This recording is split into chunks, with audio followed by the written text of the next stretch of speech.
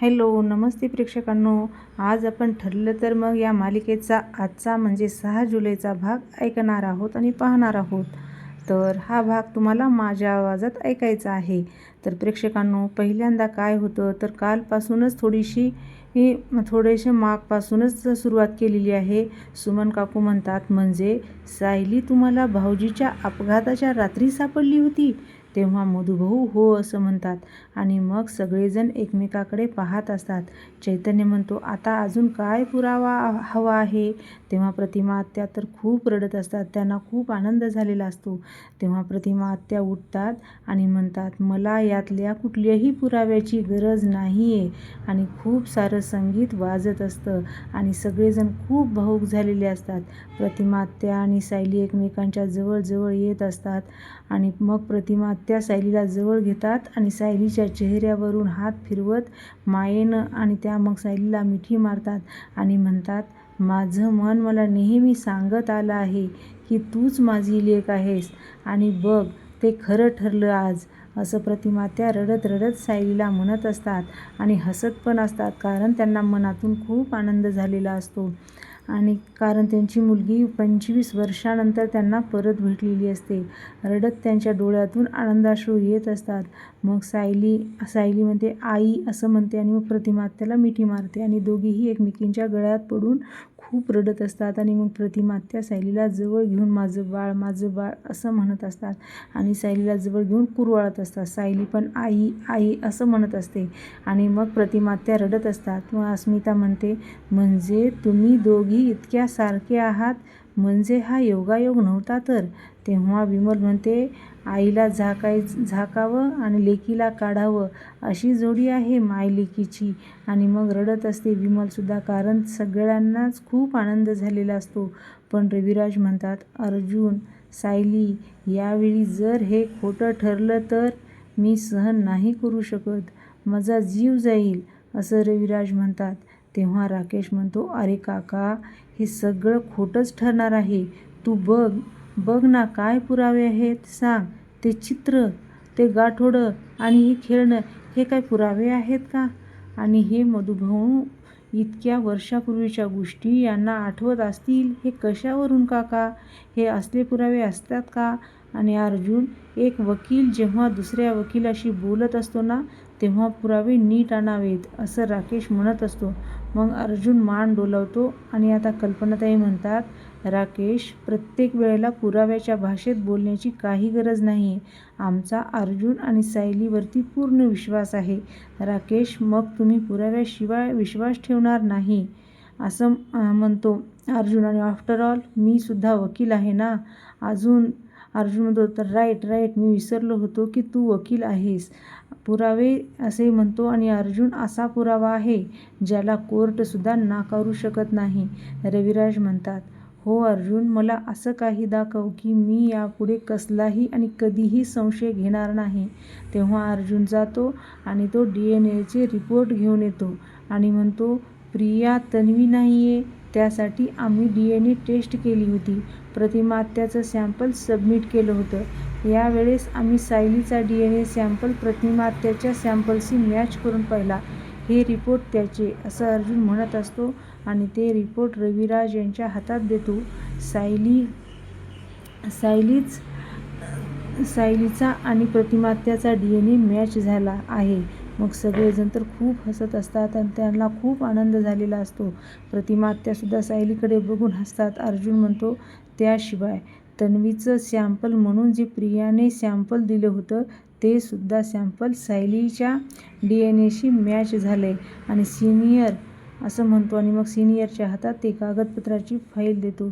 मग सिनियर म्हणजे रविराज काका ते फाईल उघडून पाहतात आणि ते DNA रिपोर्ट पाहतात आणि मग सगळेजण रविराजकडे पाहत असतात. मग रिपोर्ट प्रतापरावाकडे रविराज देतात आणि मग ते रविराजांना आठवतं की सायली पहिल्यांदा कशी भेटली, तिच्या डोक्यावरून हात फिरवलेला, तिच्याबद्दल वाटलेली माया, प्रेम सगळं आठवतं. आणि हेही आठवलं आहे की सायली, मला फक्त एकच मुलगी आहे आणि तू फक्त तू, असं रविराज पाठीमागं म्हणलेले असतात पाठीमागल्या भागामध्ये, ते पण आठवलं आहे. म्हणजे तू माझी तन्वी आहेस असं रविराज म्हणतात आणि ते उठून सायलीकडे जातात. मग सगळेजण उठतात आणि कल्पनाताई, सुमन काकू, प्रतापराव, चैतन्य, अश्विन, आता शंकेला काहीच जागा नाही असं चैतन्य म्हणतो आणि सायली वहिनीच आपली तन्वी आहे असं अश्विन म्हणतो आणि सत्य परत एकदा सर्वजण खूप आनंदाने हसतात.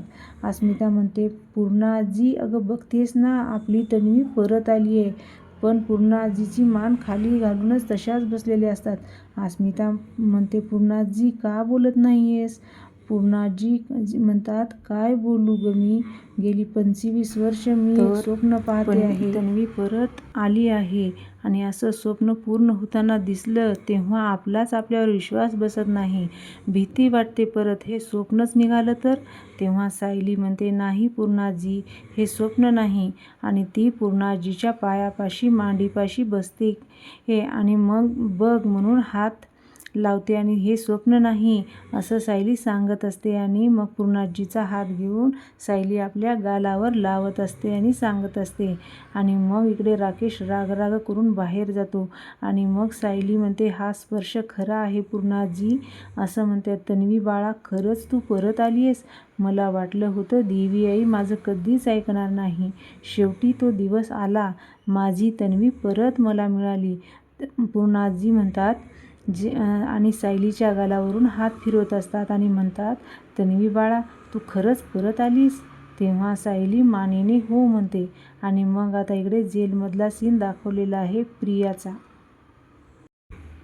प्रिया तिला भिंतीवर तिथल्या काहीतरी लिहित असते, म्हणजे सायलीचं नाव लिहिते आणि म्हणते, सायली तुला काय वाटलं असे म्हणते आणि सुभेदार आणि किल्लेदार तुझ्या नावाचा जप करतील आणि तू तन्वी आहेस हे कळल्यावर तुला डोक्यावर घेऊन नाचतील म्हणते आणि हसते.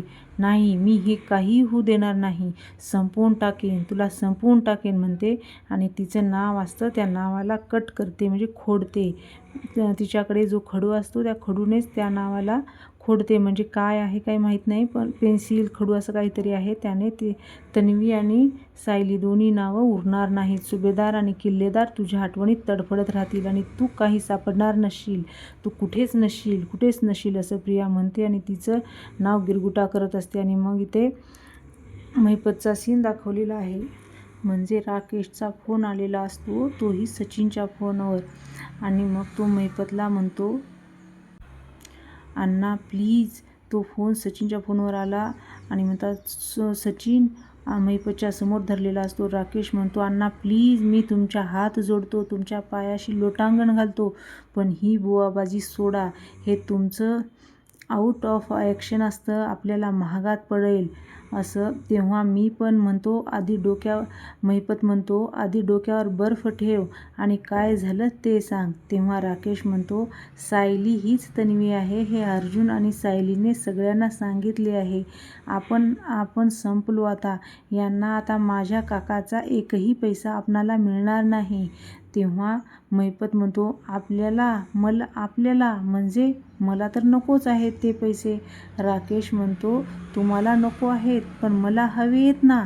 अण्णा प्लीज काहीतरी करा आणि प्लीज सायली आणि अर्जुनला संपवा म्हणून, नाहीतर मला सुखाने जगू देणार नाहीत. तेव्हा सचिन म्हणतो, अण्णा आता सायली आणि त्यांनी ही सगळ्या सुभेदारांना कळलं की हीच तन्वी आहे, तेव्हा ते सगळेच फार आनंदात असतील असं सचिन म्हणत असतो. आणि मी तुम्हाला आधीच सांगितलं होतं, अस्मिता आणि कोणत्याही सुभेदारांच्या चेहऱ्यावर मला हसू बघायचं नाही आहे, मी येऊ देणार पण नाही आणि मी बघू शकत पण नाही. अण्णा तुम्हीच असे आहात की तुम्ही त्यांना बर्बाद करू शकता, त्यांना उद्ध्वस्त करू शकता. महिपत म्हणतो, अरे बाबांनो, दुसऱ्याचं आयुष्य संपवायचं, उद्ध्वस्त करायची भाषा करू नका.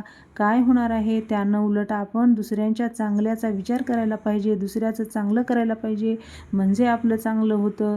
त्या सायली सुभेदारांना जे काही केलं ते चांगलंच केलं. सायलीला तिला असं घर मिळालं, तिचं ओळख मिळाली, देव तिचं कल्याण करू. राकेश म्हणतो, हेच मी म्हणतोय आणि हा ॲटिट्यूड आहे ना, तो तुमचा बदला नाही तर एक दिवस आपला घात करेल. आणि मग त्या अर्जुन आणि सायलीमुळे तुम्ही जेलमध्ये गेलात ते विसरलात का?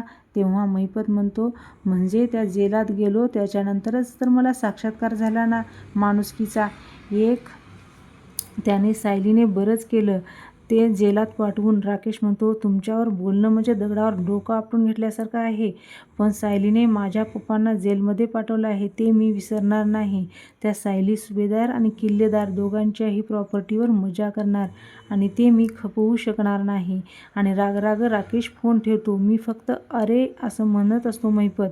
आणि मग महिपत म्हणतो, भोगुनी बाबा की जे, या लेकराकडे लक्ष ठेव, याला चांगल्या मार्गाने जाण्याची सद्बुद्धी द्या. आणि मग सचिन वैतागून तिथून निघून जातो. आणि मग परत एकदा राकेशला फोन करतो आणि राकेश म्हणतो, काय आहे?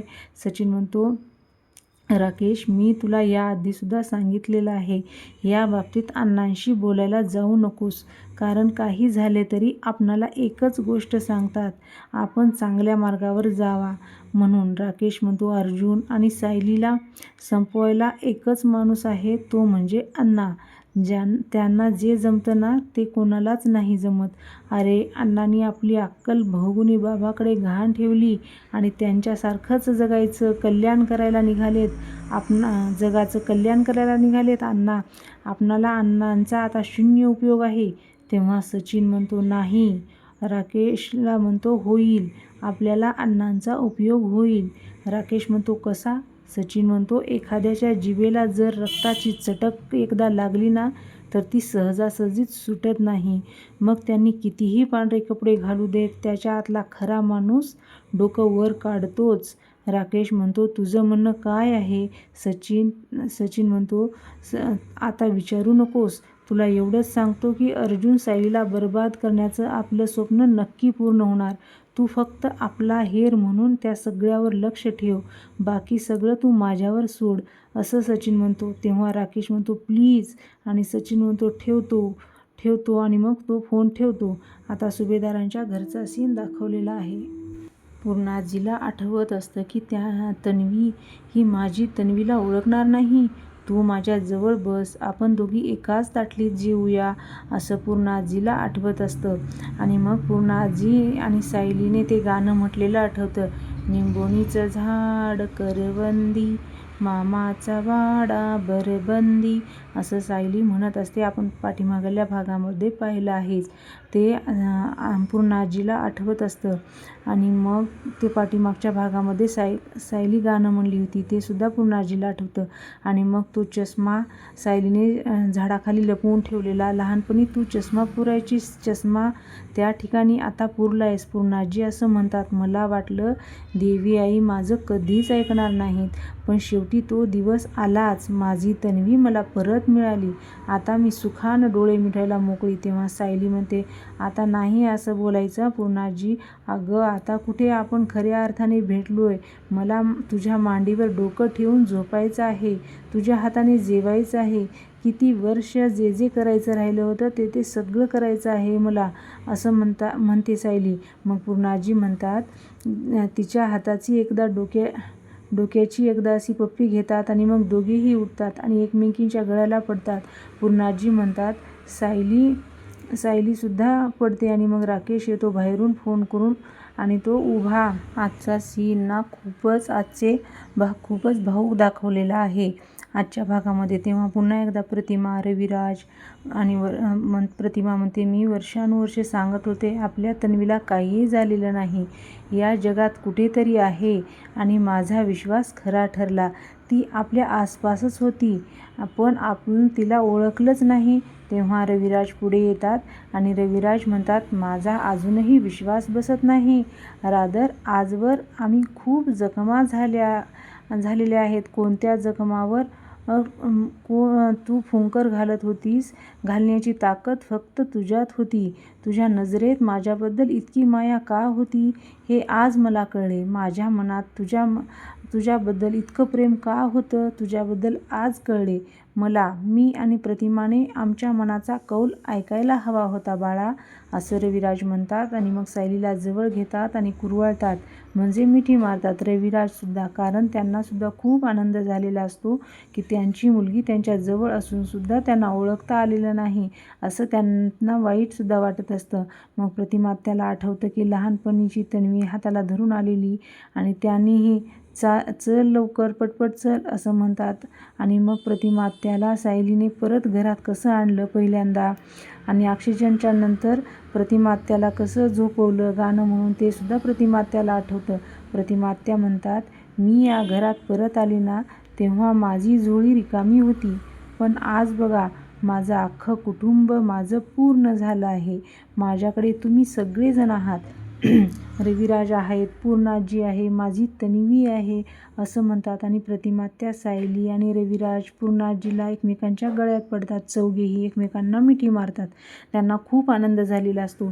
तेव्हा कल्पनाताईसुद्धा तन्वीला म्हणतात, तन्वी बाळा ये इकडे असं म्हणतात आणि मग तन्वीला मिठी मारतात. तेव्हा अस्मिता म्हणते येते आणि तीसुद्धा मिठी मारते. मग अश्विनसुद्धा येतो आणि प्रतापरावसुद्धा त्यांना मिठी मारतात. अश्विनच्या डोळ्यातसुद्धा पाणी आलेलं असतं. मग सायली मधून मधुभाऊकडे जाते आणि मधुभाऊलासुद्धा मिठी मारते. त्यानंतर कुसुमलासुद्धा मिठी मारते. आणि काय भाग दाखवत आहेत प्रेक्षकांनो, खूप रडायला येत आहे हे बघताना. खूपच भावूक सीन आहेत. तेव्हा पूर्णाजी तुम्हीही असं म्हणते ना, चैतन्य म्हणतो, पूर्णाजी तू असं म्हणतेस ना की देवाचे ही करणे आपणाला कळत नाही, पण आज तुझं म्हणणं पटलंय बघ. सायली वहिनी इतकी दिवस आपल्यासोबत होती, आपल्यासोबत राहत होती, तीच तन्वीसारखं वागत होती. आपल्याला हे कळत होतं, पण तरीही आपल्या लक्षात आलं नाही की हीच तन्वी आहे असं अश्विन म्हणतो. कारण आत्तापर्यंत आपण हेच समजत होतो की सायलीने लहान होती तेव्हापासून ती मधुभाऊंच्या आश्रमात आहे, पण आज आपणाला पहिल्यांदा मधुभाऊकडून कळते की ती नेमकी कोणत्या दिवशी आश्रमात आली होती आणि तेव्हा ती किती मोठी होती. प्रतापराव म्हणतात, खरं तर आपल्या सगळ्यांना जाणवत होतं की सायलीचा आणि आपला काहीतरी नातं आहे, काहीतरी संबंध आहे, पण ते नातं नेमकं काय हे मात्र आपणाला कळत नव्हतं. रविराज म्हणतात, खरं आहे, आमच्या पण लक्षात येत होतं, पण आम्ही पण दुर्लक्ष करत होतो. वकील पडलो ना, पुराव्याशिवाय कशावर विश्वास नाही बसत. अर्जुन म्हणतो, मग आज सगळे पुरावे मिळाले ना. रविराज म्हणतात, इथून पुढे कोणताही पुरावा मागणार नाही तुझ्याकडे. आणि मग सगळेजण खूप भावूक झालेले असतात आणि सगळ्यांच्या डोळ्यात पाणी आलेलं असतं प्रेक्षकांनो. आणि मग आता इथेच आपला आजचा भाग संपतो. तुम्हाला हा भाग आवडला का प्रेक्षकांनो? मला तर खूप हा भाग आवडला. मग आता उद्याच्या प्रोमोमध्ये दाखवलेलं आहे, पूर्णाजी म्हणतात, आपल्या आयुष्यातला खूप मोठा दिवस आहे, तन्वी दिवस साजरा होणार. आता बघ तन्वीसाठी मी काय सरप्राईज करते. मग सायली देवीकडे जाते आणि देवी आई मी तुझे कसे आभार मानू, मला काहीच कळत नाही. जे माझ्या हक्काचं प्रेम होतं ते मला आज मिळालं आहे असं सायली देवीला हात जोडून म्हणत असते. आणि मग आता इकडे जेलमध्ये राकेश हा प्रियाला भेटायला जातो आणि म्हणते, तन्वी सायलीला सगळं कळलं, सगळं आठवलं आणि अर्जुन आणि सायलीनेही सिद्ध केलं आहे की सायलीच खरी तन्वी आहे. तेव्हा प्रिया चवताळते आणि म्हणते, हे सगळं खोटं आहे, मी मारून टाकीन सायलीला, मारून टाकीन, तर मी तिला मारून टाकीन असं म्हणते. आणि तेच आपला आजचा भाग संपतो. तुम्हाला हा भाग कसा वाटला, आवडला का? आवडला असेल तर लाईक करा, शेअर करा आणि सबस्क्राईब करायला विसरू नका. तुम्ही हा व्हिडिओ शेवटपर्यंत बघितला त्याच्यासाठी धन्यवाद.